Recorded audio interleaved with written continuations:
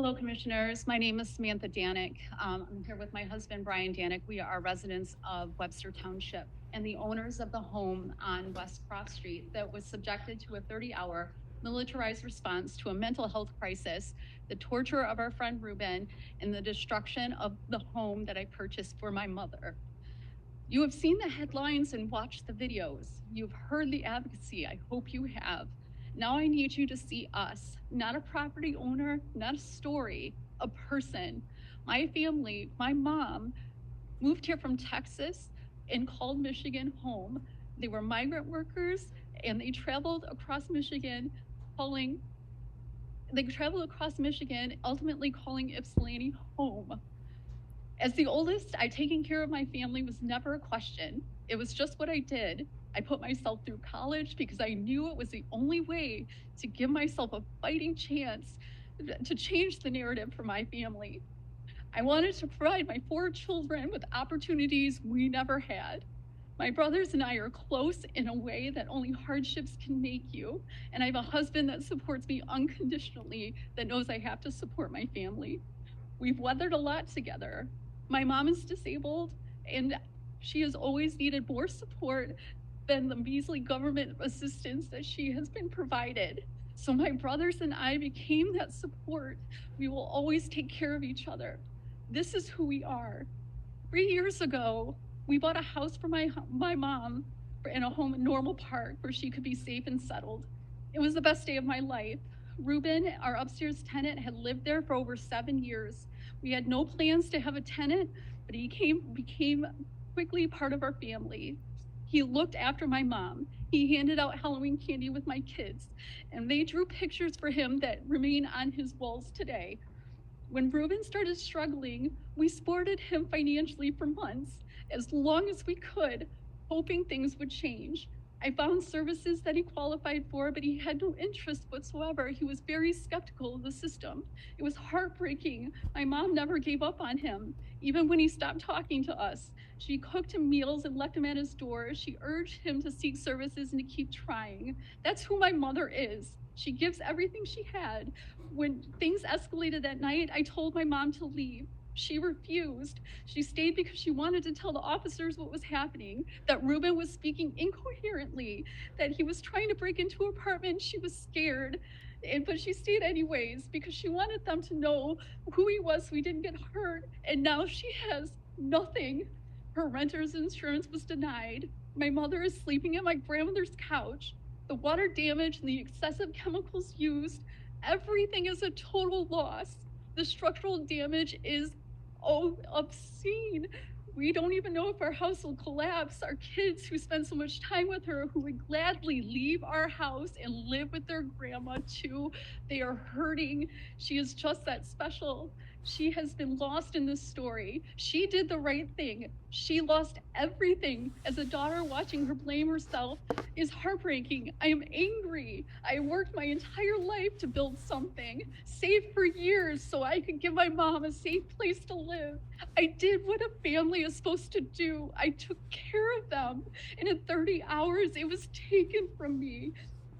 I'm not asking you to feel sorry for us. I'm asking you to see me, to see us, to understand that your decisions have real consequences for real families, and we are counting on you to do better. Thank you.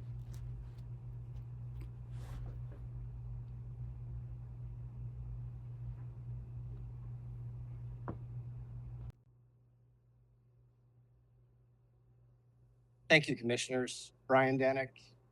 Obviously, I have a wonderful wife. Property owner of West Cross as well, resident of Webster Township in Dexter. This was a horrific event with nobody won. Everybody lost out. Everybody. I'm going to paint a picture for you. I was back and forth at the scene. It's a surreal scene, wanting to vomit all the tactics that are taking place. We got responsibilities, got to take care of kids. We still got to go back and forth. Get a call, 11:30. You can come to the house now. Well, this was a tactical war zone, in my opinion. Get there, one police officer, pitch black, handed a manila folder. Here's the chemicals that we're using in your house. You can go board it up now. Unacceptable, completely unacceptable. Go in the house. I have to borrow the officer's flashlight. Obviously, there's no power, no heat, water everywhere. Have to get oxygen and medication for Sam's mom.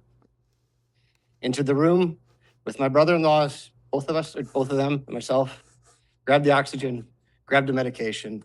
The plaster, wall, the ceiling collapsed as soon as we left the room. Completely unacceptable. No support. Go do it yourself. Oh, you can't board it up? We'll call Belfour for you and we'll bill you. Thank you. This is complete darkness. Oh, but I have the chemicals list, tear gas, can't breathe, and still taste them to this moment. This was horrific. And I'm upset. It impacted something we were very proud of. We're not real estate agents and trying to get rich on rental properties. We bought a house for my mother-in-law, Sam's mom. Met a wonderful gentleman, Ruben, that we did have a good relationship with. I'm saddened. I'm hurt. Do not leave us in the dark here. I keep hearing over and over about government immunity, qualified immunity. Every lawyer is going to tell you to hide behind that. Don't. Please don't. Do not leave us in the dark. We have already been through that, and I can still taste the tear gas. So thank you for your time. Thank you for your consideration. Have a good evening.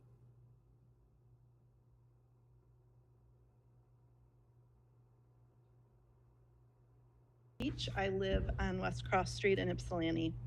It's been over 2 weeks since we had a law enforcement operation take over our neighborhood, leaving much of us shocked, saddened, and disturbed by the escalation of tactics that tortured a human and destroyed a home. First, I would like to take this opportunity to thank the Board of Commissioners for the leadership that you have shown in asking for charges against Ruben Peeler to be dropped. Before law enforcement arrived that day, Ruben had not committed a crime. By the time they left, he had committed 8 felonies.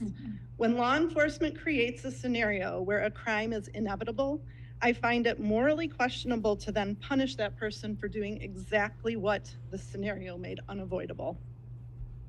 I understand that this operation is still under investigation. However, I am frustrated by some of the answers I've heard, combined with the lack of answers provided.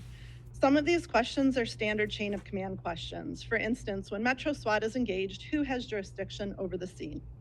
I searched through the WCSO procedures, and the only thing I was able to confirm is that Metro SWAT is led by a WCSO lieutenant. The generally published engagement plan indicated when a high-risk situation arises, local agencies request the Metro SWAT team for coordinated response. Specific tactical decisions are made by the SWAT team leadership during the operation.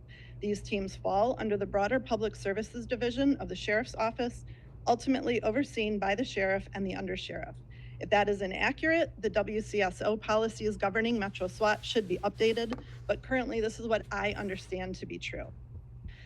Comments from the WCSO to the public have suggested that once SWAT is called in, there are limited opportunities to influence their approach. I find this answer lacks leadership, lacks accountability, and conflicts with the information published on the WCSO's own website. The remaining questions I have are directed to all of the law enforcement agencies that descended on my street those 2 days. Are you proud of how this turned out? Do you look at the house you destroyed and the lives you have ended and think, we did a good job, we protected the community? Who actually benefited from your actions? So far, the only human response I've heard has been from YPD Chief Anderson. It was unprompted and sincere, apologizing for the impact and striving to repair any of the pieces that are broken on his end. I was personally grateful to hear that over the circular spin I've otherwise heard. I would argue that everyone who was impacted by the events is worse off now than they were before law enforcement showed up. And this includes the law enforcement agencies themselves who alienated a group of citizens who would now think twice before calling them for help. My ask remains the same. Our community deserves clear answers, real accountability, and meaningful reform. What happened on January 4th and 5th must be examined honestly, and the outcome must not be normalized or excused. Because if this level of force, destruction, and human harm can be explained away as procedure, then the problem is not a single operation, it is the system that allowed it. Thank you.